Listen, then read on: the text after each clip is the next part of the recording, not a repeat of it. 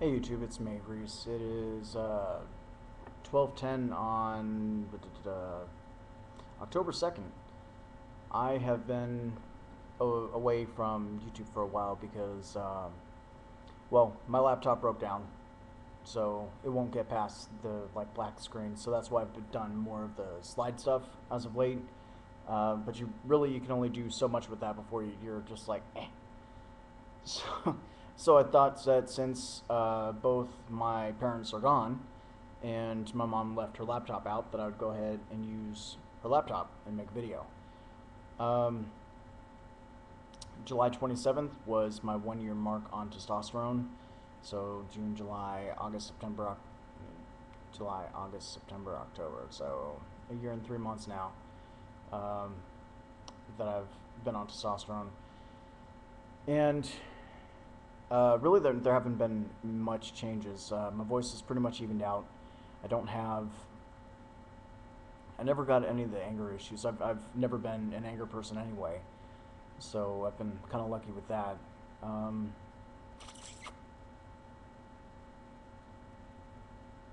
the usual changes that you would expect are still taking place as far as facial hair growth is still coming in. It's kind of leveled out though, although I'm starting to find smaller hairs like right here at the bottom of my throat, but it doesn't connect to either my beard or my chest hair, so it's just like there. But it's really fine, um, like really thin, fine hair. So I've just been kind of pulling those out because I don't like the way that looks. Um, I've lost a lot of weight. When I started testosterone back in July, I weighed 297. I am down to 242 now, and so that's about 55 pounds in a year.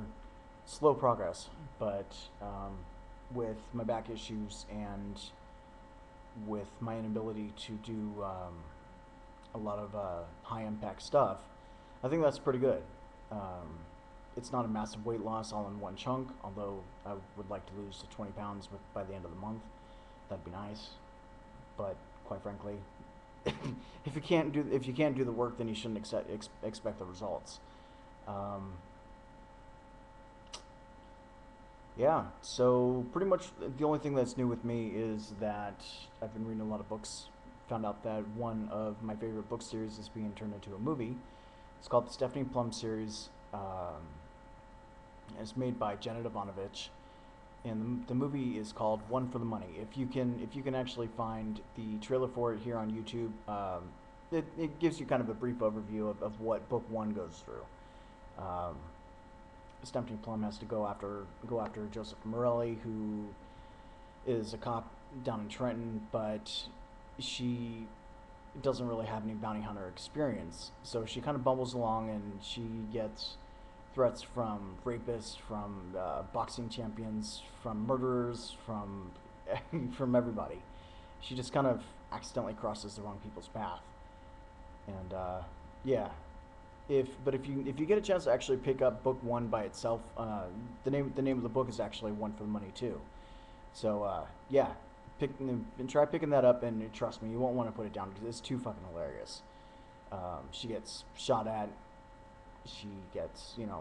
Like I said, she gets death threats and stuff like that, and her mom's always telling her, why can't you just have a normal job like everybody else and work down at the button factory where it's not life threatening, and yeah, because prior to being a bounty hunter, she was a lingerie purchaser for like Macy's or something like that, and and since she found herself out of work, she kind of blackmailed her cousin Vinny into letting her get a few skips so that way she can pay rent, and instead of actually just stopping right after that first initial case or the first couple of cases, she continued on, and there's 17 books in the series, and all of them are really good. I can't wait to watch how the movies progress. If they're just gonna do one, or if they're gonna do all 17 and just like trunk some of the books together all into one movie, which I think would be a smart idea. Um, But yeah, aside from that little geeky side to me, um, I am I am in I'm in therapy right now. Since I moved back to California, I've had a couple of rough patches. Um, so I'm back on my medication. I am back on the whole therapy thing.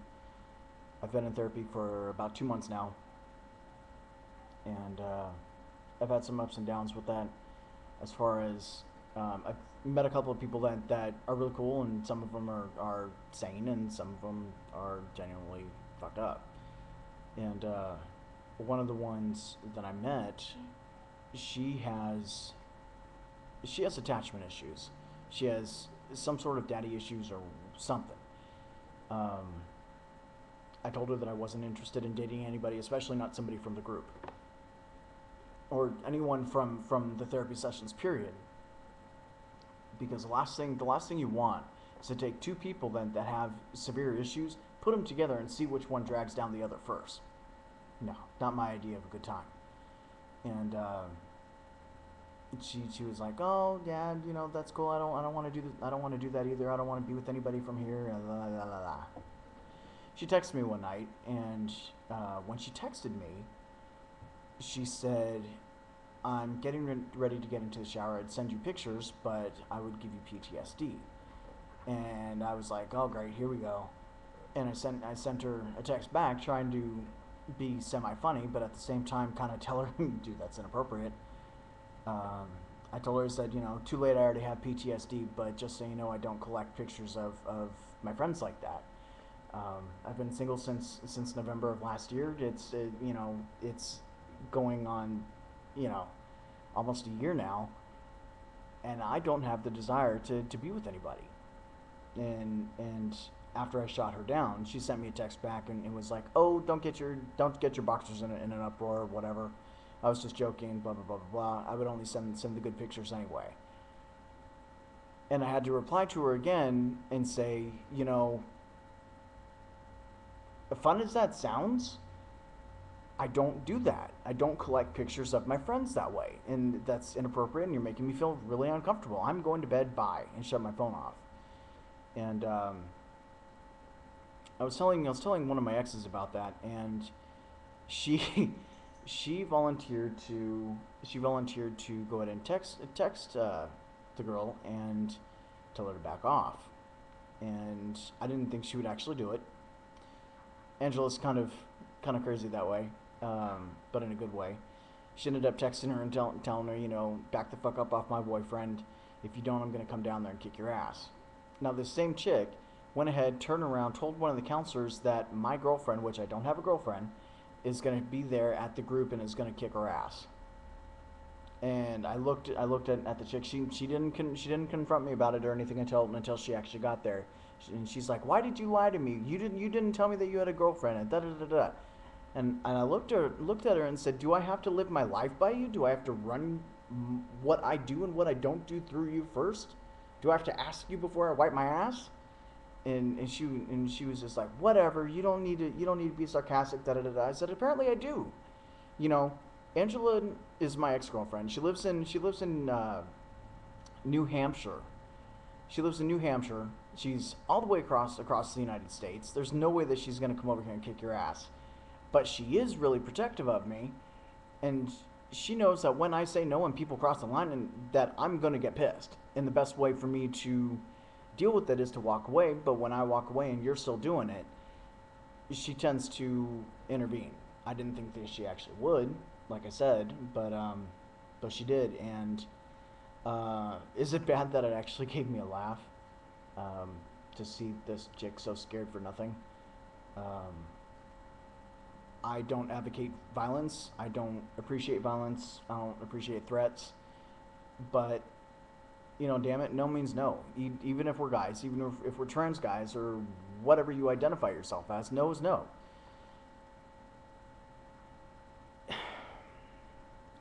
If you expect a guy to respect when you say no, um, and every guy should.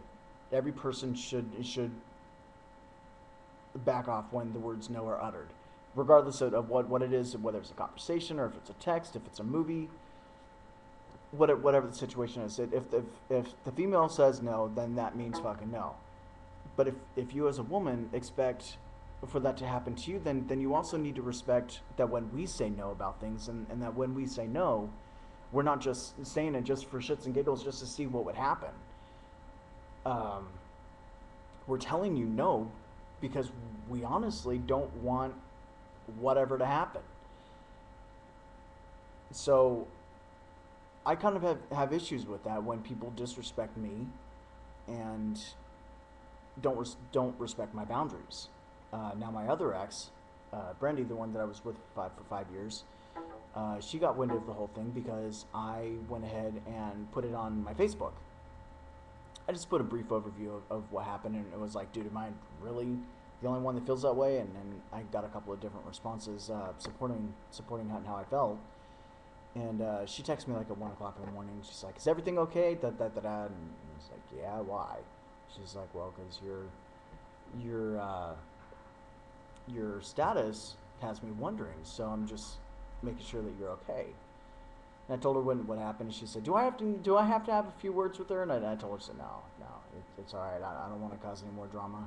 And quite frankly, I already deleted the person's number out of my phone, so I'm just not dealing with it anymore." Anyways, so that's pretty much all that's up with me. Oh, I am going for my GED. 32 years old, and I'm finally getting my GED. I went ahead and put a couple of books on hold at the library. One of them is the GED for Dummies. So that should help. I can pass all the other tests except for the math. If anybody out there has already taken the GED test and can tell me just how difficult the math test is, then please hit me up. Either leave a comment down here or send me a message. So yeah, all right. I will talk to y'all later, and I hope that everybody's having a great day, and be safe out there, okay? Love yourself and love everyone else. Peace out.